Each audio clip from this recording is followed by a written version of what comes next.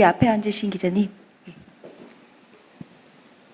네, 의장님 안녕하세요. 취임 축하드립니다. 연합뉴스 안정훈 기자입니다. 그 개헌 관련해서도 추가 질문 드리고 싶은데요. 사실 이제 야권에서 개헌을 반대하는 궁극적인 이유가 이제 개헌의 최종적 목표가 현직 대통령의 임기 연장을 목표로 하는 게 아니냐라는 게 반대의 명분이 되고 있는데요. 야권의 의장님이 임기 내에 혹시 현직 대통령의 임기 연장을 하는 개헌안에 대해서는 통과 처리 여부에 대한 입장을 좀 여쭤보고 싶습니다. 아이고, 그 문제는 지금 그에 대한 이렇다 저렇다 얘기하는 게 시기상조 아닌가요? 그러니까 이게 권력구조 개편 관계에서 이 현직 대통령의 연임 개헌 문제 이런 등등은 그건 결국 주권자인 국민 여론과 국민의 선택의 문제라고 저는 생각을 해요. 그리고 또 여러 정치적 당사자들이 그거에 대해서 어떻게 합의하느냐 달린 문제겠죠. 그래서 이제 나중에 그 문제도 이제 그 개헌 논의에서 권력구조 문제 관계에서 논의가 나오게 되면은 이제 또 이슈가 될 수 있을 텐데, 아무튼 그거는 이제 개헌 자문이나 또 개헌 특위 통해서 나중에 다 의견들이 수렴되지 않겠어요? 네. 네, 그 정도로 말씀드리겠습니다. 네. 또 다음 질문 받아보겠습니다. 네, 기자님 저 뒤에 앉으신. 예. 네, 안녕하십니까. 한겨레 신문의 정혜민 기자입니다. 지방선거 직전에 이제 공소취소 조항이 들어간 조작기소 특검법에 대한 논의가 이제 진행이 되다가 지방선거 이후로 밀린 모양새인데, 이제 민주당 전당대회가 끝나면 또다시 이제 법안 처리가 시도될 수도 있고, 그런데 이제 의장님께서는 이 공소취소 조항이 들어간 조작기소 특검법에 대한 어떠한 견해를 가지고 계신지 궁금합니다. 글쎄요, 특정 법안에 대해서 제가 바로 말씀드린 거는 좀 안 맞을 것 같네요. 네. 그리고 아직 그거는 글쎄 민주당 전당대회가 8월 17일인가요? 그렇죠? 네. 전당대회 끝나고 새 지도부가 들어서게 되면은 민주당 새 지도부가 또 어떻게 의견을 정할지 모르겠는데, 그거는 또 당에서 일단은 판단할 문제고, 저는 제가 지금 무소속 국회의장이 돼서 어떤 거에 대한 그런 개별 법안에 대해서 제가 이렇다 저렇다라는 제가 입장을 말씀드리기가 좀 그렇네요. 네. 네.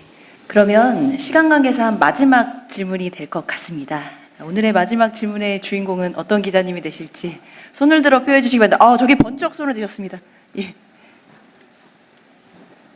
네, 의장님 안녕하세요. 한국일보 김태현입니다. 아까 모두 말씀에서 본회의에 부의된 법안은 해당 회기 내 처리를 원칙으로 하겠다고 말씀을 주셨는데요. 그러면 형소법 개정안이나 국회법 개정안처럼 여야가 좀 첨예하게 대립하는 쟁점 법안들에도 이 원칙을 적용하실 계획이신지 궁금합니다. 국회 운영에 있어서 국회 운영의 효율성과 예측 가능성, 그리고 특히 민생 경제 입법 같은 경우에 시급성을 감안을 하면은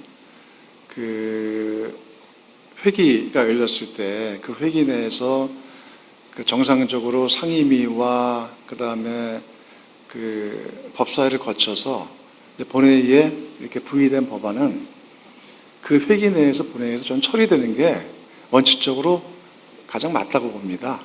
그래서 제가 말씀드리는 그러한 일반 원칙을 중심으로 해서 앞으로 그런 민생 법안 처리 주관도 두고, 매월 마지막 주, 현재 국회법상 보면은 목요일 날은 본회의를 열도록 되어 있기 때문에 적어도 매월 마지막 주 본회의에는 그 회기 내에서 쭉 논의돼 왔고 법사위까지 처리된 법안은 그 회기 내에 처리하는 것을 원칙으로 삼아 이제 한다. 이게 이제 그것을 좀 존중할 필요가 있다고 생각을 해요. 물론 또 그 중에서는 굉장히 치열한 논쟁과 더 수위가 필요한 부분들은 또 미룰 수도 있는 거죠. 예, 그렇게 보시면 되지 않을까요? 네. 네. 안녕하세요. 동아일보 김자영 기자입니다. 저희가 이번에 원구성은 잘 마무리가 됐는데 결국에는 법사위원장 자리를 두고 여야 합의가 늦어졌던 측면이 있었던 것 같습니다.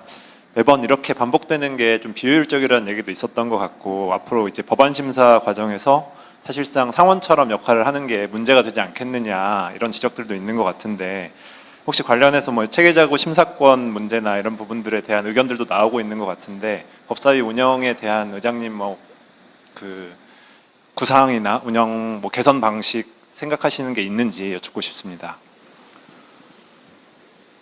항상 매번 국회가 구성될 때마다 원구성할 때마다 가장 핫한 이슈가 법사위원장 문제였어요. 그리고 법사위에 대한 또 여러 가지의 의견들도 있어 왔는데, 뭐 상임위원장 배분 문제나 이거는 현행 국회법상 그 여야 협상의 영역이기 때문에 이거를 국회의장이 뭐 이렇게 좋겠다 저렇게 좋겠다 바로 뭐 가름말 타고 결정을 할 건 아니죠. 하지만 특히 법사위 운영과 관계에서는 그 많은 의원들께서 지적이 있었고, 저도 이제 국회의원 활동을 하면서 이 법사위가 말 그대로 상임위의 상임위 역할을 하는 거 아니냐라는 그런 비판이 많이 있었습니다. 그리고 저도 그거에 공감을 합니다.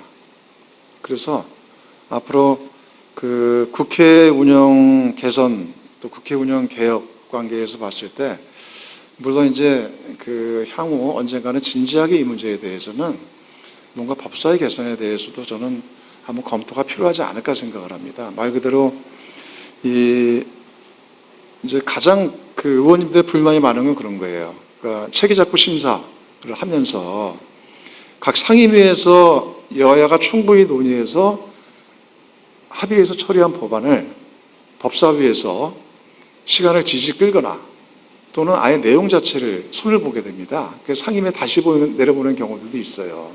그래서 물론 체계자구 심사라는 건 사실 꼭 해야 될 거죠. 다른 법률과 충돌하는 게 없는지, 아니면 조문 자체가 이것이 제대로 법적으로 갖춰져 있는지를 다루는 건데, 내용 자체를 만약에 때로는 뭐 그 내용이 만약에 기존의 다른 법과 충돌하면 모르겠는데, 내용 자체를 법사위에서 그 약간 손을 보게 됐을 때 그것이 과도하게 진행되더라면 저는 그거는 기존 상임위에서 했던 노력들과 충돌하는 것이기 때문에, 그러한 이제 체계자구 심사 문제에 대해서 뭔가 좀 법사위의 합리적 개선이 필요하지 않냐라는 얘기들이 있고, 그리고 그 전에도 이 법사위 제도 개선과 관계해서 뭐 국회개혁 자문위에서 얘기들이 있습니다. 결과 보고서에. 근데 대략 논의에는 종합해보면 두 가지인 것 같아요. 그러니까 하나는 그 법사위를 법제위와 사법위로 아예 좀 나누는 게 낫지 않겠냐 이런 얘기도 있고, 또는 그 체계자구 심사에 대해서는 소관 상임위에 아니면 별도 기관에서 하는 게 나은 거 아니냐 이런 얘기도 있고, 법사위가 적어도 그 마치 다른 모든 상임위의 그 상원으로서 군림하는 것처럼 이렇게 운영되면 안 된다. 그런 여러 가지 얘기도 있습니다. 그래서 그런 것들을 갖고 한번 그 법사위의 그 개선 방안에 대해서 한번 여야 간에 진지하게 논의를 한번 해봤으면 좋겠어요. 그래서 근데 그 문제도 앞으로 국회 운영에 있어서의 하나의 그 개선 과제가 아닌가 생각을 합니다.